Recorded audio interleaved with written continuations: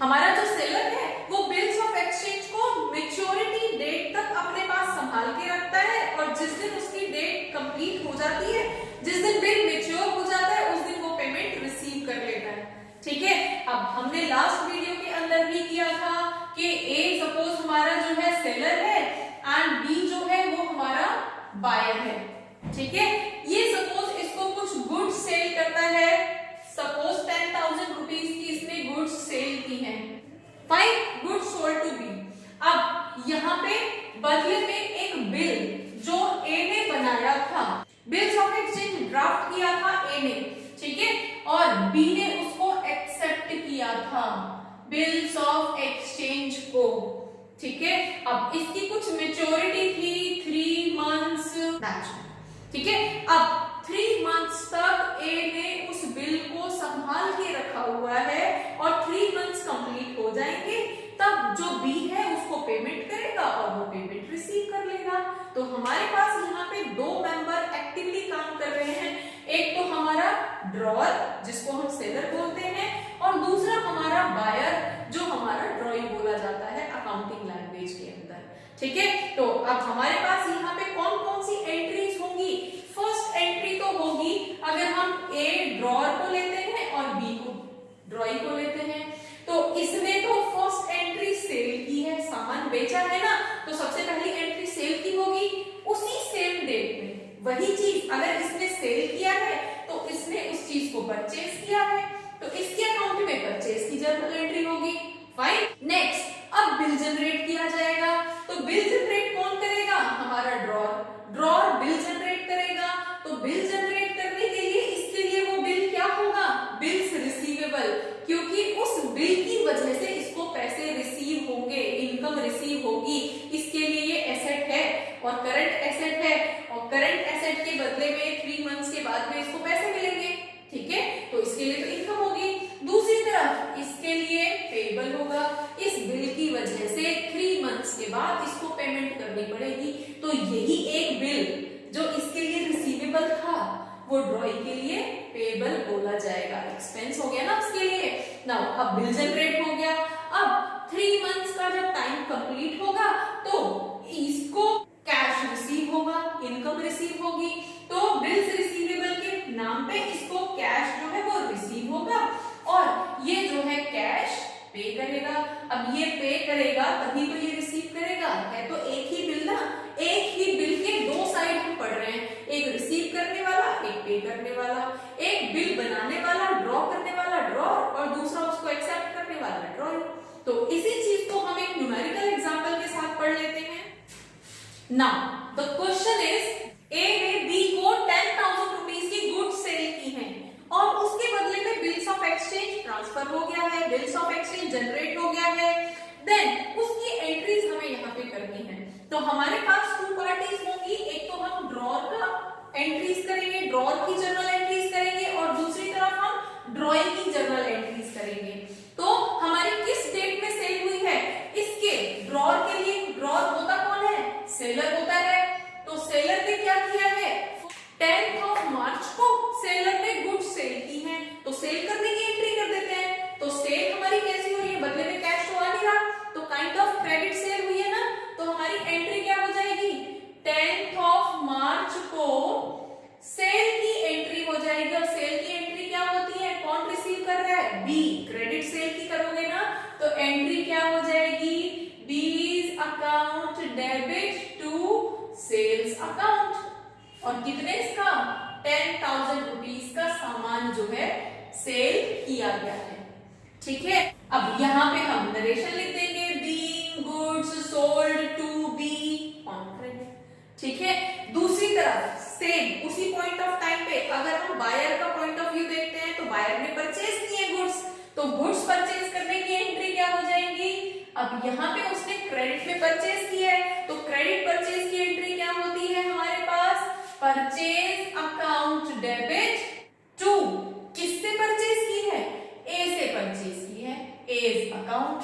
कितने का सामान परचेज किया है, 10,000 रुपीज का। तो हमारे पास अगेन नरेशन लिख देंगे, बीइंग गुड्स परचेज फ्रॉम ए। हमारे पास ट्रांजैक्शन तो एक ही है, बस उसके 2 पॉइंट लिखने हैं, 2 पॉइंट ऑफ व्यू लिखने हैं।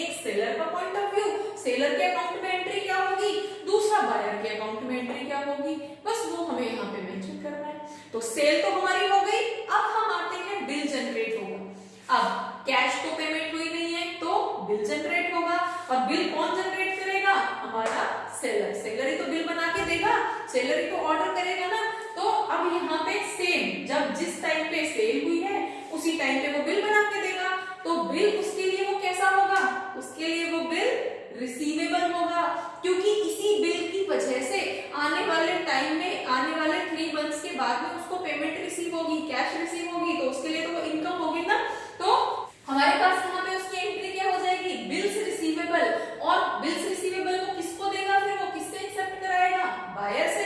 तो हमारे पास यहाँ पे क्या हो जाएगा? Bills receivable account debit. और बिल्स रिसीवेबल एसेट होता है, इसलिए हम उसकी एंट्री डेबिट में कर रहे हैं।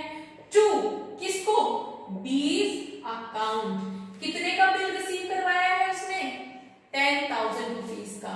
यहाँ पे आप लिख दोगे बी बिल्स जनरेटेड, ठीक है, या ड्रॉन बाय सेलर। दूसरी तरफ अब इसने बिल बनाया है तो एक्सेप्ट कौन कर रहा है? बायर कर रहा है। तो अगेन उसी पॉइंट ऑफ टाइम पे उसके अकाउंट में, बायर के अकाउंट में क्या एंट्री हो जाएगी? वो उस बिल को एक्सेप्ट कर रहा है, और बायर के लिए वो बिल क्या है? एक्सपेंस। इस बिल की वजह से उसको पे करना पड़ेगा, तो वो बिल उसके लिए क्या बन जाएगा?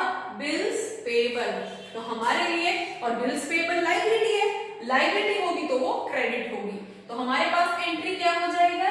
A's account debit to bills payable account. कितने का? 10,000 रुपीज का बिल्स पेबल वो उसने एक्सेप्ट कर लिया। ये एंट्री हमारी बिल जनरेट होने की है। एंट्री यहाँ पे, नरेशन यहाँ पे लिख दोगे B bills of exchange accepted by the drawing. Fine. अब उस टाइम पे तो सेल भी हो गई, बिल भी हमने बना के दे दिया। अब हम वेट करेंगे 3 मंथ्स कंप्लीट होने का, क्योंकि क्वेश्चन में बोला गया है कि जो बिल बना है वो 3 मंथ्स की मैच्योरिटी का है, तो हम 3 मंथ्स का वेट करेंगे पहले। अब 3 मंथ्स ये क्या था? मार्च था, 10th मार्च। तो 3 मंथ्स कब कंप्लीट होंगे? 10th April, 10th May and 10th जून। तो 3 मंथ्स हमारे 10th जून को कंप्लीट होते हैं। तो 10th जून को हम यहाँ पे पेमेंट करेंगे? नहीं, 3 डेज का ग्रेस पीरियड भी तो होगा। 11th जून, 12th जून, 13th जून का हमें ग्रेस पीरियड मिलेगा, और पेमेंट कब होगी? 14th जून को। और 14th जून को हमारे पास इस बिल की वजह से पेमेंट आएगी। तो हमारे पास क्या आएगा?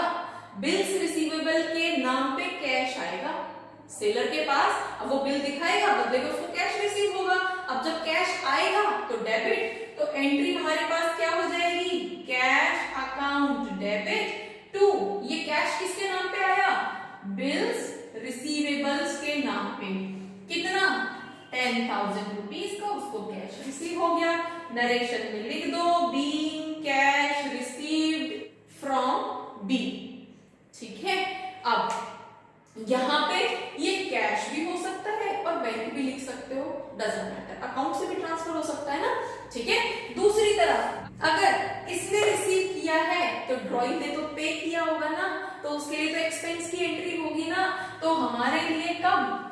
ऑफ कोर्स मैच्योरिटी डेट पे। और मैच्योरिटी डेट क्या डिसाइड की थी हमने?